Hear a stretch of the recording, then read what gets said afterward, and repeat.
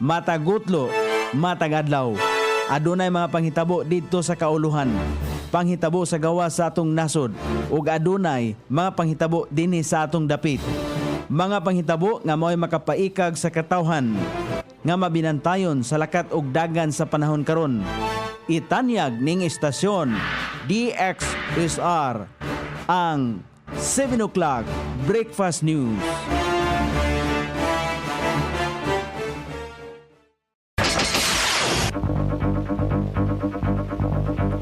Hikal, kumusta? May buntag Iligan, may buntag Mindanao, may buntag Pilipinas. Adlaw Miyerkules, Pitsa 14 ning buwan sa Enero ning tuiga 2026. Sangan sa ato Station Manager, Pastor Robin Sulapas, kini ang inyong ka-isar, kabisaya Nonibi, ang muhatod sa hanay sa balita sa alas 7. O karon sa uluhang tudling sa tumabalita sa ngunyan panlungsod, gisugdan ang paperless e-session record digital na. Suporta alang sa mga namuhi og hayop sa abono gihatod sa City Vet. ICDRRMO mopahigayon og pagtrim sa dagkong kahoy nga naa sa National Highway. Sa kauluhan na bagong legal action, batok ang Barsaga planong ipasaka sa NUP kalabot sa akusasyon sa magbabalaod nga suhol aron suportahan si Romualdez. Department of Energy gikanselar ang power supply contract sa Solar Philippines, 24 bilyones pesos nga penalties ipahamtang. Balita sa gawas sa nasod, Trump gisugo ang pag-back out sa Amerika ngadto sa 66 ka international organization. Balita sa kinabuhing Kristohanon, mga opisyali sa Nigeria walay gihimo sa nahitabong pagpangatake batok sa mga Kristohanon. Kini ang uluhang tudling sa atong mga balita nga dalit kanato ning istasyon DXSR 106.7 sa inyong FM dial. Ang bugtong radyo sa Dakbayan Siligan nga nagsibya sa balang kasulatan, pinasubay sa inspired and preserved, not simply dictated King James Version sa Anchor Broadcasting Corporation. O karon sa kompleto nga detalye, gilusad sa saguniang panlungsod ang unang paggamit sa paperless electronic session o electronic record archive atol sa ilang regular session. Kini nagtimaan sa usa ka dakong lakang padulong sa modernisasyon sa legislatura sa Iligan. Gipresentar sa device sa SoftDiv ang kompanya nga nagmugna sa software ang mga benepisyo o features sa digital nga sistema. Lakip nini ang electronic record archiving diin dali rang makita ang mga file sa ordinansa ug resolusyon. Aduna usab legislative tracking system with paperless e-session technology diin makita na sa monitor sa mga konsehal ang mga agenda nga ilang gamiton atol sa sesyon. Sumala pa sa device sa SoftDiv, ang sistema naghatag og solusyon sa dugay ng problema sa pag-digitize sa mga record nga makahimo sa epesyente nga pagdumala sa dokumento o pag-modernize sa mga sesyon sa legislatura. May numduman nga ang digitalization usa kini sa mga importanteng proyekto ni Vice Mayor Ernest Oliver Oy o sa mga miyembro sa ika-19 nga konseho.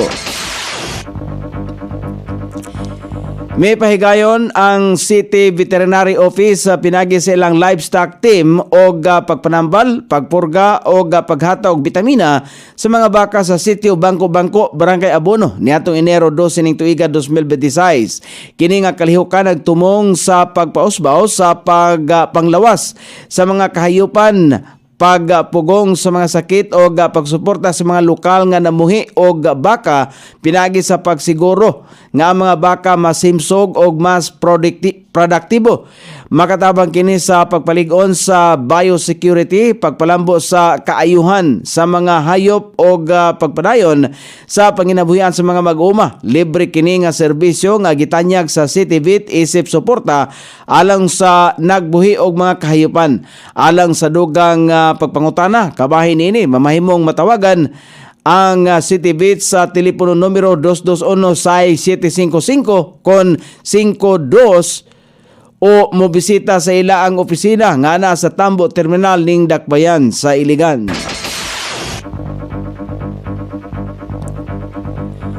Mo pahigayon og pagpamulong sa mga dagkong kahoy ang Iligan City Disaster Reduction and Management Office nga ana sa Daplin sa National Highway.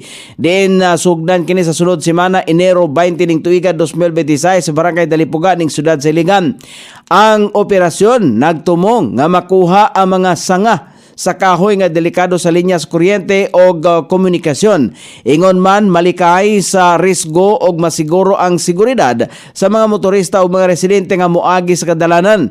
Ang kalihukan inisyatibo kini sa lokal nga kagamhanan nga panguluhan sa ICDRRMO kauban ang DPWH City Engineers Office, Sendro, 503rd Infantry Brigade o mga pribadong kompanya sama sa PLDT, Globe o Southern Cable. Ang ICDRRMO mupahimangno kung mipahimangno sa publiko sa mamahimong epekto nini sa dagan sa trapiko o gihangyo ang kooperasyon o pagsabot sa katawhan.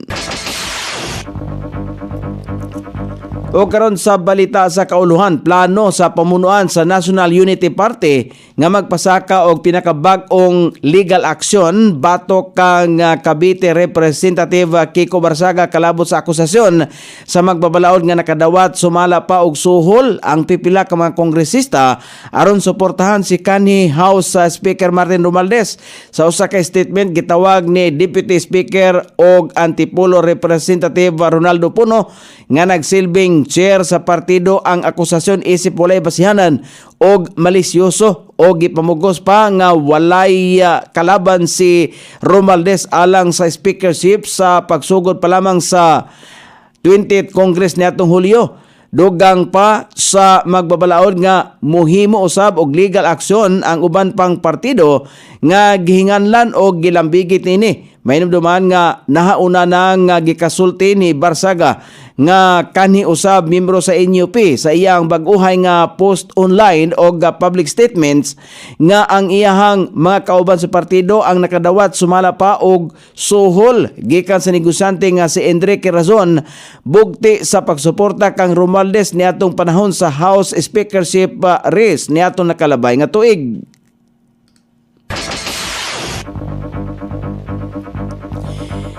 Gikanselar sa Department of Energy ang 11,427 megawatts nga power supply contract nga gihatag sa Solar Philippines Power Holdings Incorporated. Alang sa nakalabay nga duha ka tuig human mopakyas nga tumanon sa kumpanya ang production commitments nini. Sumala pa kang Energy Secretary Sharon Garin ang mga kontrata nga nadaugan sa kumpanya sa ilalom sa lain-laing green energy auction program nga natapos na niadtong Disyembre tuig 2025. Luyo sumala pa nini nga nagbalik-balik og abiso ang ahensya lakip ang pagpagawas og CIOCOS order og mga paghangyo nga i-renew ang ilahang performance bonds. Wala sumala pa'y nadawat nga tubag gikan sa nasong kumpanya ang Department of Energy. Tungod dini, gipahamtang sa naasong kumpanya ang 24 bilyones pesos nga penalties. Lakip na nini ang performance funds. Hasta na usab ang mga contractual obligations sama sa gilaumang gasto sa proyekto o uban pang financial obligations sama sa training and development fund o uban pang nakalatid sa kontrata. Nasairan nga ang Solar Power Company ang gipanagyahan ni Batangas sa First District Representative Leandro Leveste nga sumala pa'y nagbaligya og kapin 22.59 bilyones pesos nga shares sa Meralco. Subay usab sa pinakaulahing datos sa Department of Energy gikanselar nini ang 93 sa power project nga adunay kinatibuk ang 8,604.14 megawatt niadtong 2025 aron na tangtangon ang mga nakaung-ong nga proyekto og maghatag og dalan sa mga bag-ong mamumuhunan. nauna niini ang 70 ka kontrata nga adunay 9,299.88 megawatt nga gikanselar niadtong 2024. Gisiguro usab ni Garin nga miagi sa makuting due diligence ang tanang kanselasyon og tumong niining mamintinar ang nasod sa insaktong dalan paingon sa target nga renewable energy nini. Aron malikayan ang mga susama nga problema ang giatubang, nagpahugot ang Department of Energy kabahin sa mga patakaran niini pag-abot sa aplikasyon, performance bond requirements o mga provision sa kontrata. Muhimo usab ang ahensya og bag-ong sirkular aron pakusgan ang pagpatuman sa obligasyon sa developer kabahin sa project delivery, outage management o regulatory compliance. Luyo sa mga kanselasyon, nagpabiling kumpiyansa ang Department of Energy nga makapot paghapon sa nasod ang target nining 35% nga renewable energy pag-abot sa 2030. O karon sa balita sa gawas sa nasod, gipirmahan ni US President Donald Trump ang presidential memorandum nga nagpamatuod sa pag-back out sa nasod sa Amerika nga mahimo kining kabahin sa 66 ka international organizations. Ang nasong memorandum nagsugo nga dili nahatagan og pondo ang 31 ka mga UN organizations o 35 ka non-UN organization nga sukwahi sa interes sa Amerika. Tungod niini, mapugnan ang agenda sa mga globalist diin sila dili uyon apan giponduhan pinaagi sa US taxpayers. O karon sa balita sa kinabuhing Kristohano, namatay ang 8 ka mga Kristohano sa nasod sa Nigeria human ang atake ang mga rebuilding grupo sa usa ka baryo. Ang naosing pagpangatake gihimo kaniadtong bag-ong tuig apan naghatag na og pasidaan ang mga rebuilding nga pagabuhaton kini nila. Ang naasoy nga pasidaan wala gipanumbaling sa mga opisyales hinungdan sa kamatayon sa 8 ka mga Kristohano og pagkasama sa daghang mga katawhan.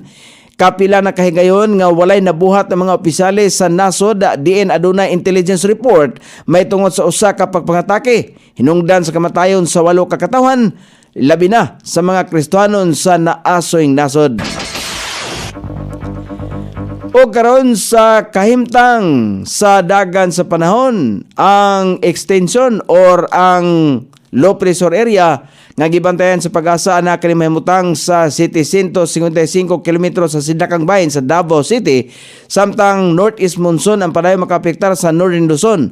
Ang Eastern Visayas sa Davao Region, Caraga, Camiguin, Misamis Oriental, Bukidnon, Cagayan, Isabela, Aurora, Cordillera Administrative Region ug ubang bahin sa Cagayan Valley, Ilocos Region, ubang bahin sa Central Luzon, Metro Manila, ubang bahin sa Luzon ug ubang bahin sa nasod ang makasinati paghapon ng madag-umon nga kalangitan.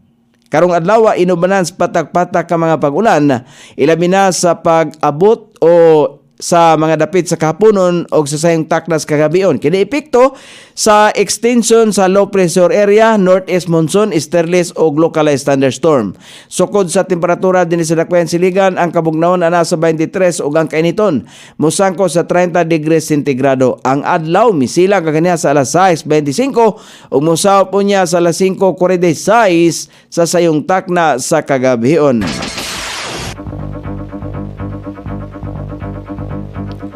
Inyong nabati ang kinatibukang hanay sa balita sa alas 7 nga dalit kanato ning istasyon DXSR 106.7 sa inyong FM dial. Ang bugtong radyo sa dakbayan siligan nga nagsimbiya sa balaang kasulatan, pinasubay sa inspired and preserved, not simply dictated King James Version sa Anchor Broadcasting Corporation.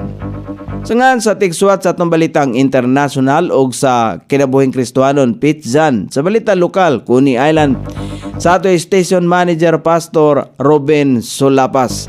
Kini ang inyong ka-isar, kabisaya, Nonibi, magpasalamat ug maingon, mayong buntag, Iligan.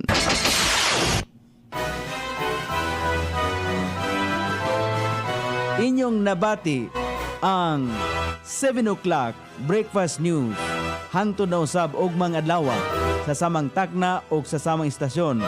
Daghang salamat sa iyong pagpaminaw ug maayong buntag.